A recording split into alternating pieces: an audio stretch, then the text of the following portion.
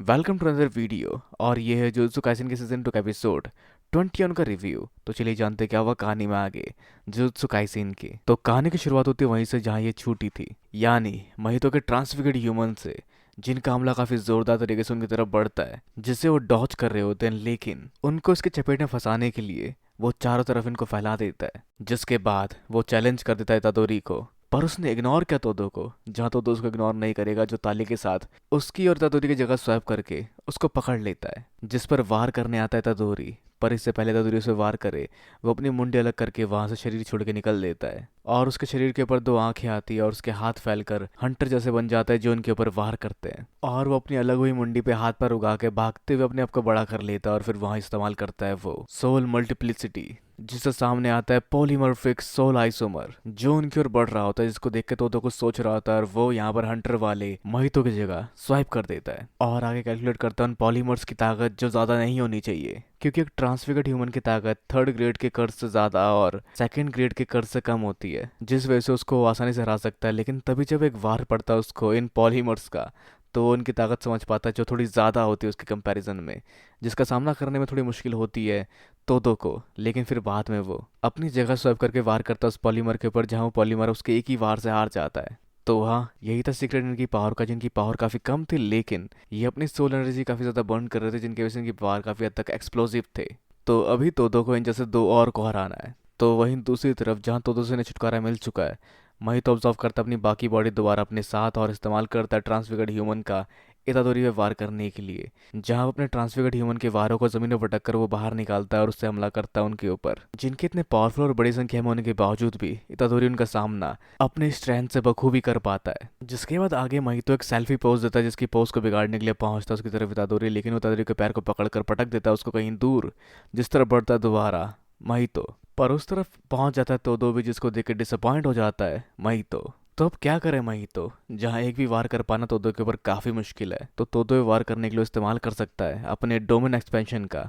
पर वैसा करने में सुकाना का डर भी वहाँ मौजूद रहेगा, जहाँ इतादोरी भी उसके डोमेन के इस्तेमाल पर सुकाना मिलने आ जाता है उससे। जिस सबको देखते हुए उसे एक टेक्निक समझ आती है, जो टेक्निक होती है, या जो टेक्निक उसने सीखी होती है देखकर गोजू सातारू से, जहाँ वो इस्तेमाल करता है ओपन में डोमेन एक्सपेंशन का, जो सिर्फ वो 0.2 सेकंड के लिए इस्तेमाल करेगा। जिससे बचने के लिए तो सिंपल डोमेन का इस्तेमाल करता है, और उस समय तदोरी बढ़ता है उसकी ओर वार करने के लिए, जिस कुछ पॉइंट सेकंड के पल में वो अंदर मिलता है सुकाना से भी, जिसे वो कहता है कि शायद मैं इस समय सेफ हूँ। जरूर तुमने कुछ सोचा होगा तदोरी के साथ, लेकिन उससे पहले मैं तदोरी को मार दूंगा। और उसके बाद वो डोमेन एक्सपेंशन से बाहर आ जाता है, जिसके वजह से सुकानो से कुछ बिगाड़ नहीं पाता, और इस तरह से वो एक वार करने में कामयाब हो जाता है इस दूरी से तोदो के ऊपर, जिससे उसका एक हाथ डिफॉर्म होना शुरू हो जाता है, जिसको वो काट देता है। पर उस ब्लास्ट हुए हाथ से भी कई सारी हड्डियों के वार होते हैं, जिससे वो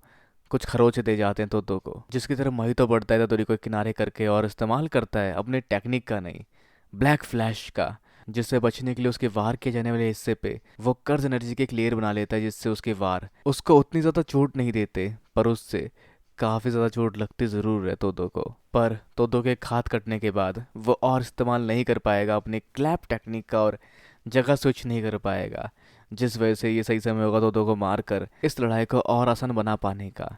खैर, जिस दौरान तोदो के गले में लटका एक लॉकेट खुल के गिर जाता है पिछले कुछ हुए वारों से, जिस लॉकेट के गिर के खुलने पर अंदर दिखती उसकी फेवरेट आइडल और इतादोरी की फोटो, जहाँ तोतो कुछ पल के लिए अपने ख्यालों में खो जाता है और सोच रहा होता है कि वो और उसकी आइडल मिलकर साथ में उसको पीट रही है, मतलब महितो को पीट रही है, जो सामना कर रही है महितो का काफी आसानी से। और तोतो का कटा हुआ हाथ भी दोबारा उग चुका है। पर चाहे ये ख्वाब कितना भी हसीन क्यों ना हो, ये सच नहीं होता। जिस ख्वाब से बाहर आकर वो आगे बढ़ते महितो के एक हाथ में अपने दूसरे हाथ से ताली मारकर जगह स्विच कर लेता है तदोरी से अपनी, और तदोरी इस्तेमाल करता है उसके ऊपर ब्लैक फ्लैश। पर हाँ, तोदो को अपने हाथ पर ताली मारकर उसे जगह स्विच करने पर भारी कीमत चुकानी पड़ी, जो उसने बस कुछ सेकंड के लिए छुआ था, जहाँ तोदो अब और नहीं लड़ पाएगा, जहाँ सारा जिम्मा वो छोड़ता है तदोरी के ऊपर, और तोदो को शुक्रिया करते हुए आगे बढ़ता है तदोरी, जहाँ मई तो काफी तक परेशान है एक और ब्लैक फ्लैश खाने से। पर ये भी शुरुआत हुई है, और उसके सोल के ट्रांसफॉर्मेशन का एक नया लेवल आ चुका है, जहाँ वो सिर्फ प्यूपा था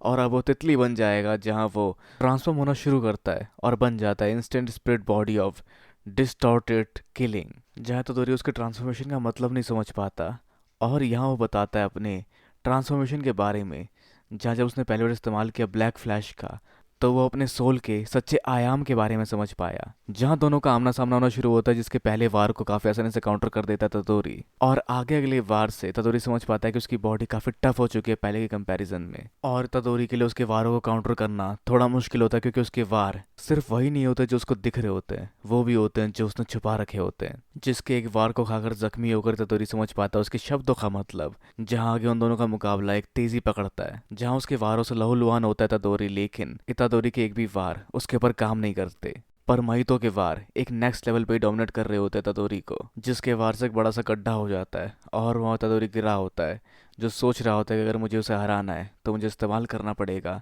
ब्लैक फ्लैश का।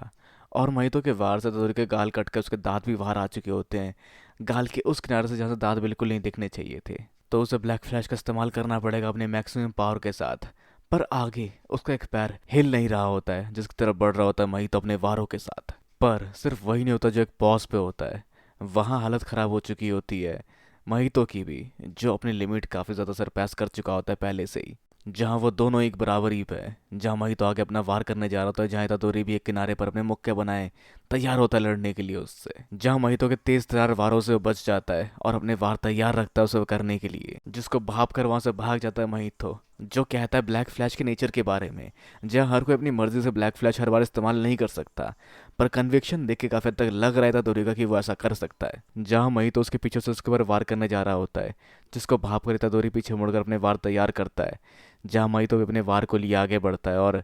पर इतादोरी अपने वार को किनारे कर उसका इस्तेमाल उसके ऊपर कर भी देता है, पर जिससे बचने के लिए वो अपनी स्किन की कंपोजिशन चेंज कर लेता है, जिससे उसके हाथ फिसल जाते हैं उसकी बॉडी के ऊपर से, और वो अपने वार लिए आगे बढ़ता है। पर शायद इतादोरी का वो वार एक छलावा था, जहाँ अगले वार से एक तगड़ा असर दिखता है उसका महितो के ऊपर, जहाँ इतादोरी अपने अगले वारों को लिए तैयार होता है, जहाँ महितो भी उसे काउंटर करने के लिए तैयार हो चुका होता है। पर तभी वहाँ आता है तोदो, जो कहता है हे कर्स, तुम इसको समझते होगे कि हमारे हाथ पर सिर्फ डेकोरेशन है, तालियां तो हमारी आत्माओं से बचती है, और अपने कटे हुए हाथ और दूसरे हाथ से ताली बजाता है, जिससे जगह स्विच नहीं होती। पर घबरा जाता है महितो, तो तोदो का बूगी बूगी अब खत्म हो चुका है। पर इतादोरी की कर्ज एनर्जी खत्म नहीं हुई, जो इस मौके का फायदा उठा के करता है ब्लैक फ्लैश का इस्तेमाल महितो के ऊपर, जिसका असर होता है महितो के ऊपर, और महितो काफी बुरी हालत में वहां से कहीं दूर जाके गिरता है, जो अभी भी हार मानने को तैयार नहीं होता, और अपने मुंह में हाथ डाल के कुछ ट्रांसफिगर्ड ह्यूमन निकालने की सोचता है, लेकिन उसका स्टॉक पूरी तरह से खाली हो चुका होता है। जिसके सामने खड़ा इतादोरी कहता है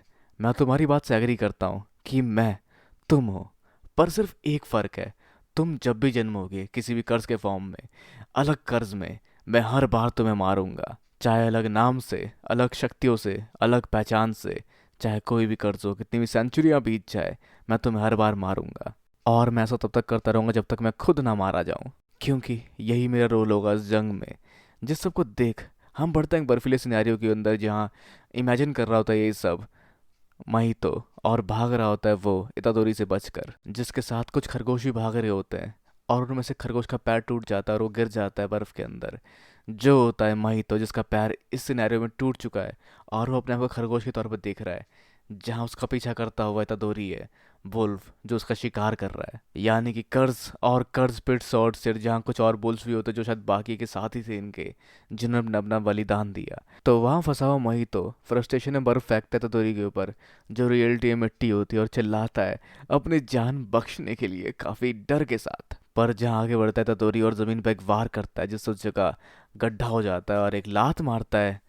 महितो पर, जहाँ महितो थोड़ी दूर जाकर किसी के पैरों के पास गिरता है, और वो पैर होते हैं गेटो के, जिसको देख के महितो गेटो करता है, और गेटो से पूछता है क्या मैं तुम्हें बचाऊं। तो देखते हैं क्या होता है कि क्या बचाता है गेटो इसको, और क्या होता है इसके प्रिव्यू के साथ। तो प्रिव्यू के हिसाब से हम देख पा रहे हैं कि गेटो से लड़ने वाला होता है और बचाने वाला होता है महितो को, पर उस बीच कुछ और चीज़ें होती है जो हमें देखने को मिलेगी, जो होंगे तोदो के साथी जो इस जंग में शामिल होंगे साथ देने के लिए तदोरी को और रोकने के लिए गेटो का। तो क्या वो कामयाब होंगे, या फिर ये वो लोग किसी और से लड़ रहे होंगे। पर खैर जो भी होगा, जो हम जान पाएंगे इसके नेक्स्ट एपिसोड में। और अब आप क्या सोचते हैं कि क्या होगा आगे जुजुत्सु काइसेन के सीजन 2 का एपिसोड 22 में? अपने विचार हमें नीचे कमेंट बॉक्स में बताना बिल्कुल ना भूलें। इस वीडियो को लाइक, शेयर और चैनल को सब्सक्राइब करना भी बिल्कुल ना भूलें। तो के लिए मिलते हैं अगली वीडियो में। Sayonara and have a nice day.